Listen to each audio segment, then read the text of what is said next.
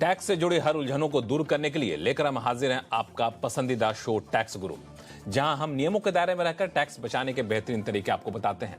नमस्कार, मैं हूं लक्ष्मण रॉय और आज हमारे साथ होंगे जाने माने टैक्स एक्सपर्ट अहमदाबाद से मुकेश पटेल साहब। मुकेश पटेल साहब, आपका स्वागत हमारे शो में। कैसे हैं आप? थैंक यू जी, बिल्कुल ठीक है लक्ष्मण जी, थैंक यू सो मच। तो मुकेश पटेल साहब खास तौर से ऐसे लोगों के लिए एक टिप्स लेकर के आए हैं जो शेयर बाजार से भी कमाई करते हैं, कई बार प्रॉपर्टी बेच कर भी कमाते हैं या फिर गोल्ड बेच कर भी कमाते हैं। तो इस शो में बता दूं क्या कुछ खास रहने वाला है। कैपिटल गेन से होने वाली कमाई के बाद भी क्या 7 लाख तक की आमदनी पर नहीं देना होगा टैक्स? 30 जून तक करिए इनकम टैक्स के नोटिस का इंतजार। और लीव एनकैशमेंट पर कैसे बनती है टैक्स की देनदारी और क्या है सरकार का नया नियम, इन सारे मुद्दों पे बातचीत करेंगे। लेकिन मुकेश पटेल साहब, सबसे पहला मुद्दा वो है जिसका ऐलान किया गया था बजट में भी कि 7 लाख तक की आमदनी आपकी है तो इस पर कोई इनकम टैक्स आपको नहीं देना पड़ेगा। तो लोगों ने यह मान बैठा कि सभी तरह की आमदनी इस प्रावधान के तहत आती है। लेकिन मेरा सवाल यह है कि 7 लाख तक की आमदनी जिस पर कोई इनकम टैक्स नहीं देना पड़ेगा, क्या उसमें सिर्फ सैलरी की आमदनी, रेंट की आमदनी शामिल है या ब्याज की आमदनी शामिल है, या फिर जो कैपिटल गेन से आमदनी होती है वो भी इसमें शामिल है? अगर शामिल नहीं है तो मुझे ये बताइए कि इक्विटी से अगर कैपिटल गेन्स का होता है तो ये 7 लाख तक की आमदनी पर टैक्स नहीं लगेगा। ये नियम कहां तक प्रभावी है? बिल्कुल लक्ष्मण जी, आपने बहुत मुद्दे का सवाल खड़ा किया है और सही समय पे किया है, क्योंकि अभी 1 अप्रैल से ये नए प्रोविजंस आए हैं। अब जब हम मोटे तौर पे ये कहते रहे कि भाई 7 लाख की आमदनी पर जीरो टैक्स होगा, तो ये समझ लेना ज़रूरी है कि ये आमदनी में कैपिटल गेन्स का कोई समावेश नहीं होना चाहिए, तभी आपको ये पूरा फायदा मिलेगा। क्योंकि जो सेक्शन 87 कैपिटल ए में 25,000 का रिबेट है, वो 7 लाख की नॉर्मल इनकम के जो टैक्स रेट्स हैं उसी पर आपको ये 25,000 का रिबेट का पूरा फायदा मिलते हुए जीरो टैक्स होता है। लेकिन अगर जैसे आपने बताया कि इक्विटी का लॉन्ग टर्म या शॉर्ट टर्म गेन होता है किसी को मार्केट से, जिसके लिए रेट है, लॉन्ग टर्म के लिए रेट है 10%, शॉर्ट टर्म के लिए रेट है 15%। अब एक हम छोटा सा चार्ट हमारे दर्शकों को ये कार्यक्रम के साथ दिखा रहे हैं, जिससे उनको सहूलियत से पता भी चले हम क्या समझा रहे हैं। अब मान लीजिए किसी की 7 लाख तक की इनकम है, तो 7 लाख में से जो 3 लाख तो हमारा बेसिक एग्जम्पशन है अब नए टैक्स रिजीम में 115 बीएसई में, तो रह गए लॉन्ग टर्म में 4 लाख। उसमें 112 ए में 1 लाख का लॉन्ग टर्म का एक विशेष एग्जम्पशन है, तो रह गए टैक्सेबल 3 लाख। अब 3 लाख पर 10% के हिसाब से आपका टैक्स बनता है 30,000, 30,000। पर ये ख्याल रखना है 112 ए में क्लियरली लिखा गया है कि आपको 87 ए का कोई रिबेट नहीं मिलेगा। इसलिए मान लीजिए आपकी 7 लाख की पूरी एलटीसीजी इक्विटी की इनकम है, तो आपका टैक्स रहेगा 30,000 जैसे हमने चार्ट में दिखाया है।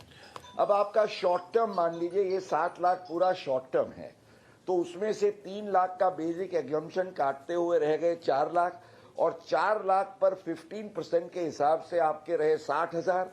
अब 60,000 में से इसमें 111 ए में आपको रिबेट का फायदा मिलेगा, क्योंकि वहां रिस्ट्रिक्शन नहीं है।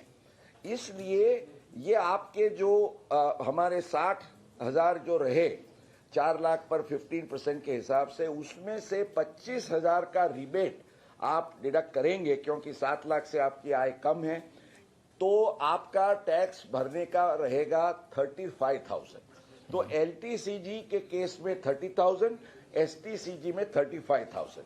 ये आपके लिए सही जवाब है लक्ष्मण। तो मोटे तौर पे जो मैं समझ पाया वो ये है कि अगर आपकी आमदनी 7 लाख तक है तो आपको कोई टैक्स नहीं देना पड़ेगा अगर आपकी आमदनी सैलरी, ब्याज या रेंट से हो रही है। तो अगर आपकी आमदनी 7 लाख तक की है, लेकिन उसमें अगर इक्विटी मार्केट से होने वाली कमाई है, चाहे short term capital gains tax हो या फिर long term capital gains tax हो, तो वो 7 लाख पे जो छूट मिलती तो वो छूट तो नहीं मिलेगी। जो छूट आपने बताया लॉन्ग टर्म कैपिटल गेंस का, शॉर्ट टर्म कैपिटल गेंस का, इसका फायदा आप उठा सकते हैं। तो इस बात का बिल्कुल ध्यान रखिएगा, खासतौर से वो लोग जो शेयर बाजार से कमाई करते हैं या फिर लॉन्ग टर्म या शॉर्ट टर्म। एक और सवाल मेरे मन में ये उठा कि ये तो रही बात इक्विटी से, कई बार कैपिटल गेंस टैक्स की, कैपिटल गेंस की कमाई जो होती है वो इक्विटी के अलावा भी होती है, प्रॉपर्टी बेच करके होती है, गोल्ड बेच करके होती है। तो वैसे मामलों में क्या नियम है? वहां आपको रिबेट मिलेगा। रिबेट केवल नहीं मिलेगा वो LTCG इक्विटी का, जैसे STCG इक्विटी में भी रिबेट मिल सकता है 25,000 का। आपका ये जो 20% है, ये भी हमने ये चार्ट में दिखाया है। मान लीजिए 7 लाख का आपका गोल्ड या प्रॉपर्टी से गेन है, 7 लाख तक के अंदर का, तभी आपको ये 25,000 का फायदा मिलेगा, अदरवाइज नहीं मिलेगा। अब उस पर 3 लाख का हम डिडक्शन करने के बाद 4 लाख पर 20% करेंगे तो 80,000 टैक्स होता है। उसमें से 25,000 87A का रिबेट गिनते हुए आपका टैक्स की जिम्मेवारी बाकी रहेगी 55,000, 55,000। तो ये तीनों सिचुएशंस में हमने क्या सिचुएशन उभरती है और क्या नियम है, लक्ष्मण जी हमारे दर्शकों को ठीक ठाक समझाया है। I hope they will appreciate. बिल्कुल बिल्कुल, ये बहुत ही महत्वपूर्ण जानकारी थी जो आमतौर पे छुपी हुई थी इनकम टैक्स के नियमों में या फिर इनकम टैक्स के किताबों में, जो दर्शक नहीं समझ पा रहे थे कि 7 लाख तक की आमदनी आपकी है तो कोई टैक्स नहीं लगेगा, मोटे तौर पर मान लेते थे। लेकिन ऐसा नहीं, इसमें कुछ फाइन प्रिंट्स है। वो फाइन प्रिंट्स है कैपिटल गेंस टैक्स, वो इक्विटी से हो रही हो या फिर दूसरे प्रॉपर्टी बेच के या फिर गोल्ड बेचकर हो, इसका बिल्कुल ख्याल रखिएगा। चलिए अब शुरू करते हैं सवाल जवाब का सिलसिला। सबसे पहले चलते हैं अहमदाबाद। ध्रुमिल दवे साहब हमारे साथ फोन लाइन पर जुड़ चुके हैं। दवे साहब नमस्कार। नमस्ते सर, कैसे हैं आप? बस बढ़िया। मैंने आपका सवाल सबसे पहले ले लिया क्योंकि हमारे जो टैक्स गुरु हैं आज के शो के, वो भी अहमदाबाद से ही हैं। बताइए क्या सवाल है? बढ़िया सर। हाँ सर, तो सबसे पहले तो सर मैं टैक्स गुरु प्रोग्राम और श्री मुकेश पटेल जी का धन्यवाद करता हूँ। मेरा सवाल लीव एनकैशमेंट का जो एग्जाम्पशन था उसके रिलेटेड है। और लास्ट में मुकेश सर ने और आपने एक आवाज उठाई थी कि भाई जो उसका नोटिफिकेशन हो वो जल्दी से जल्द जारी हो जाए तो हमें बेनिफिट मिले। तो उसके लिए मैं थैंक यू कहना चाहूंगा मुकेश पटेल सर को और CNBC आवाज के टैक्स गुरु प्रोग्राम को सर। और मेरा सवाल ये है सर कि जो ये लीव एनकैशमेंट का एग्जाम्पशन है वो सिर्फ रिटायरमेंट होने के वक्त ही मिलता है, या अगर मैं नौकरी करता हूँ और उसको जब मैं उससे इस्तीफा देता हूँ तो मेरे पुराने एम्प्लॉयर से जो मुझे रकम मिलती है उससे भी ये लीव एनकैशमेंट का एग्जाम्पशन मिलता है सर क्या? हेलो जी, आपके सवाल हम लोगों ने सुन लिया। मुकेश जी आपके सवालों का जवाब देंगे। बिल्कुल बिल्कुल बिल्कुल। सबसे पहले तो हम दवे जी का शुक्रगुजार हैं कि उन्होंने हमारी ये बात सराही। लक्ष्मण जी आपको याद होगा हमारे जिस लास्ट प्रोग्राम मई के शुरू में मैं और आप हम जब डिस्कस कर रहे थे, मैंने ये बड़े ज़ोर से शिकायत की थी और आपने और हमने ये आवाज़ उठाई थी कि ये नोटिफिकेशन जो है 3 लाख का एग्जाम्पशन को बढ़ा के लीव एनकैशमेंट का जो 25 लाख करने में जो विलंब हो रहा था उसको जल्द से जल्द ये दुविधा जो है जो नोटिफिकेशन आ गया इसको दूर किया जाए। तो ये 25 लाख का नोटिफिकेशन 1 अप्रैल 2023 से इफेक्टिव हो गया है। That is the first good news. अब इन्होंने जो एक सवाल खड़ा किया है वो बहुत ही रोचक है। एक्चुअली ऐसा ही सवाल कई सालों पहले, क्योंकि ये जो सेक्शन है 10(10)AA लीव एनकैशमेंट के एग्जाम्पशन की, उसमें वर्ड्स यूज्ड आर कि भाई लीव एनकैशमेंट आपको मिलता है ऑन सुपर एन्युएशन और अदरवाइज। अब सुपर एन्युएशन का मतलब तो हम समझते हैं रिटायरमेंट, पर अदरवाइज में मान लीजिए जैसे इन्होंने बताया कि किसी ने 10 साल की नौकरी की और वो जब वो अपना एम्प्लॉयमेंट छोड़ते हैं तो जो लीव एनकैशमेंट का पैसा उनको मिलता है उसका एग्जाम्पशन मिलेगा या नहीं, क्योंकि वो 58 या 60 साल की अभी उम्र नहीं हुई है। He is going to take another job.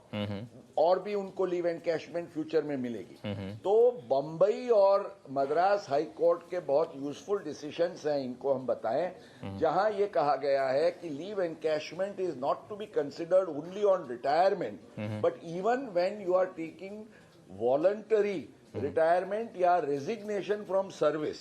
इसमें खाली एक ही नियम आपको ध्यान रखना है कि अब जैसे ये 25 लाख की लिमिट है, आज आप कहीं से रिजाइन होते हैं, आपको 15 लाख मिलते हैं, तो और जो नौकरी करेंगे उसमें आपका कोटा बच जाएगा सिर्फ केवल 10 लाख का, क्योंकि ये 25 लाख आपको पूरी जिंदगी में मिलेगा, बार बार नहीं मिलेगा। तो दुर्मिल दवे जी के लिए अच्छी खबर है कि आप अगर रिटायरमेंट से पहले नौकरी छोड़ के भी करते हैं, लिव एनकैशमेंट मिलता है आपको, तो आप उस टैक्स छूट का फायदा उठा सकते हैं। लेकिन शर्त यही है कि मान लिया जाए अभी आपको 15 मिल रहा है तो आप बाकी दिनों में 10 का उठा सकते हैं। अगर अभी ही 25 मिल गया आपको तो फिर आगे के लिव एनकैशमेंट का फायदा नहीं उठा सकते हैं। दर्शकों को एक लाइन बता दूं कि आखिर मामला क्या था कि दरअसल जब भी जो छुट्टियां आपकी बची रह जाती हैं और जब आप रिटायर करते हैं, नौकरी छोड़ते हैं, तो उन छुट्टियों को एनकैश करते हैं, यानी उन छुट्टियों के एवज में कंपनी आपको सैलरी पैसे देती है।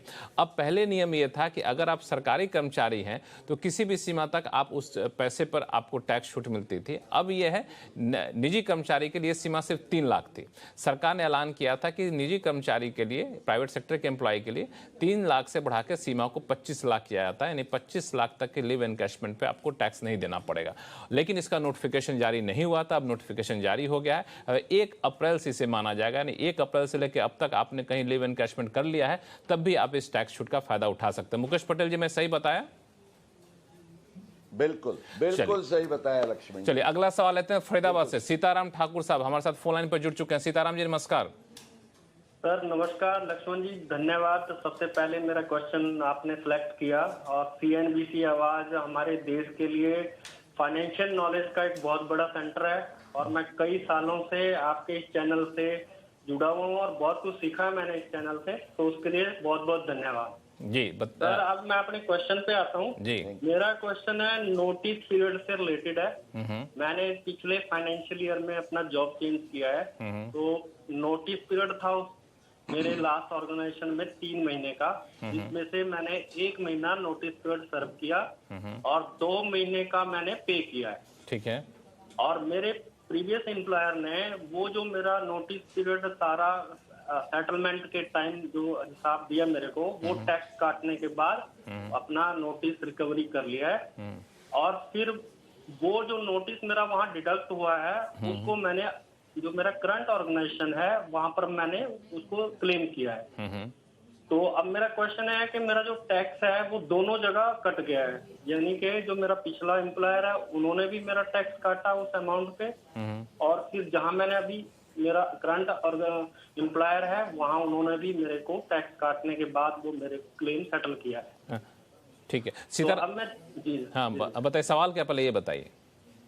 तो मैं अभी जानना चाहता हूँ कि एक्चुअल में वो जो पैसा है वो तो मुझे पिछले एम्प्लॉयर ने तो दिया नहीं, एक्चुअल में वो मैंने जो मेरा करंट एम्प्लॉयर है वहां से लिया, लेकिन टैक्स मैंने 2 जगह भर दिया। हाँ। तो मैं अब उसको कैसे मैं रिफंड क्लेम कर सकता हूँ, ITR के थ्रू या और क्या तरीका है? मुकेश पटेल जी के पास जाऊंगा, लेकिन एक सवाल मैं आपसे पूछ लूं कि आपने जो 2 महीने सैलरी वहां पे डिडक्ट करवा दी पुराने एम्प्लॉयर के पास, नोटिस पीरियड सर्व नहीं किया, तो क्या उस 2 महीने के दौरान आपने नए एम्प्लॉयर के पास जॉब शुरू कर दिया था आपने?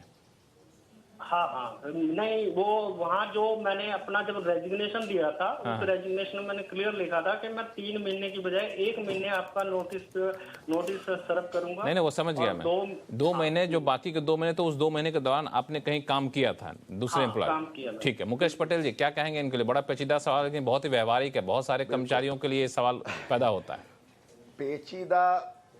पेचीदा सवाल है, लेकिन जैसे उन्होंने बताया कि वो टैक्स गुरु रेगुलर देखते रहे हैं और उनको फायदा हुआ है कई बार, आज हम उनको एक और फायदा कराते हैं लक्ष्मण जी। बिल्कुल। उनके लिए खुश खबर, भले सवाल पेचीदा जरूर है पर उसका एक उत्तर, और मैं जो बता रहा हूं वो with supported by an income tax appellate tribunal decision. अब जैसे इनके केस में सवाल है कि उनको सैलरी तो केवल 12 महीने की मिली है, लेकिन उनका टैक्स कटा है 14 महीने 14 महीने क्योंकि वो 2 महीने का जो नोटिस पीरियड है वो उनके हाथ में नहीं आया, एम्प्लॉयर ने टीडीएस काटा। अब उनका जैसे सवाल है कि मैं क्या ये रिफंड मांग सकता हूं और मुझे 12 महीने की सैलरी दिखानी होगी या 14 महीने। अब ऐसा ही सवाल हमारी अहमदाबाद बेंच 2017 में एक डिसीजन खड़ा हुआ था नंदिन हो रेबेलो के केस में। ये आप जरा नोट कर लीजिएगा, गूगल पर भी जाएंगे तो आपको ये डिसीजन मिलेगा। केवल एकमात्र एक डिसीजन है, पर ये बहुत अच्छी तरह से एनालिसिस करके ट्रिब्यूनल ने ये कहा कि जब टैक्स पेयर को, एम्प्लॉई को 2 महीने की सैलरी मिली ही नहीं है तो रियल इनकम थियरी पर इस पर टैक्स वसूल नहीं करना चाहिए। इसलिए उन्होंने ये कहा, क्योंकि टैक्स पेयर ने क्या किया था कि 14 महीने की इनकम दिखा के उसमें से 2 महीने की जो सैलरी थी वो जो नहीं मिली थी उसको रिड्यूस करके नेट 12 महीने की इनकम दिखा के उन्होंने जो 14 महीने का टीडीएस कटा था वो दिखा के उसकी क्रेडिट मांगते हुए रिफंड मांगा था, और ट्रिब्यूनल ने एम्प्लॉय की फेवर में डिसीजन देते हुए उसको रिफंड भी दिया। ये हो सकता है सीताराम जी कि आपको शायद अपील में जाना पड़े अगर ये आपका व्यू एक्सेप्ट नहीं होता है तो, पर आपके लिए एक कानूनी आधार है, उसके आधार से आप अपने आईटीआर में ये जरूर क्लेम करिए। ये हमारी आपको एडवाइस रहेगी। फिर कोई दिक्कत है तो आप हमें लिखिएगा tax@moneycontrol.com पर। और फिलहाल वक्त है छोटे से ब्रेक का। ब्रेक के बाद बताएंगे कि न्यू टैक्स रेजिम में एनपीएस पर टैक्स छूट के क्या है नियम, बताएंगे छोटे से ब्रेक के बाद।